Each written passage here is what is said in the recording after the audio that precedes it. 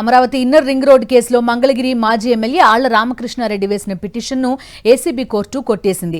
న్యాయ చరిత్రలో ఇదొక చీకటి రోజుగా ఆళ్ల ఈ అంశాన్ని అభివర్ణించారు. ఇన్నర్ రింగ్ రోడ్లో 2.5 కోట్ల అవినీతి జరిగిందన్నారు ఆయన. 2022లో తాను చేసిన ఫిర్యాదుపై సిఐడి చంద్రబాబు, లోకేష్, నారాయణతో పాటు 20 మందిపై ఛార్జిషీట్ కూడా వేసిందని చెప్పారు. ప్రభుత్వం మారగానే వీరంతా నిజాయితీ పరులైపోయారని కామెంట్ చేశారు. అన్ని ఆధారాలున్న మిస్టేక్ ఆఫ్ ఫ్యాక్ట్స్ కింద కోర్టు కేసు కొట్టేసిందని తెలిపారు. ఈ తీర్పుపై ఖచ్చితంగా అప్పీల్కి వెళ్తానని స్పష్టం చేశారు ఆళ్ల రామకృష్ణారెడ్డి. రాబోయే రోజుల్లో ప్రజలు మీకు ఎలాంటి తీర్పిస్తారో లేదా భగవంతుడు ఎలాంటి తీర్పిస్తాడో నేను ఇప్పుడే చెప్పేస్తున్నాను.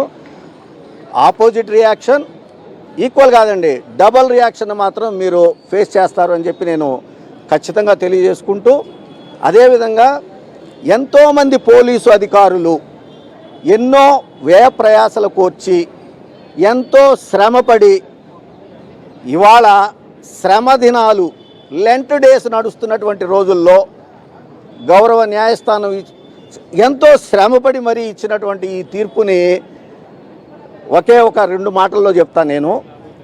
Every hand must fold before the honourable court, అలానే every knee shall bow before the God అనే సంగతిని ఎవరు కూడా మర్చిపోవద్దు. దానికి ప్రజలందరూ, అధికారులందరూ, పోలీసులందరూ, చంద్రబాబు నాయుడుతో సహా రాజకీయ నాయకులందరూ, న్యాయమూర్తులందరూ కట్టుబడి ఉండాల్సిందే.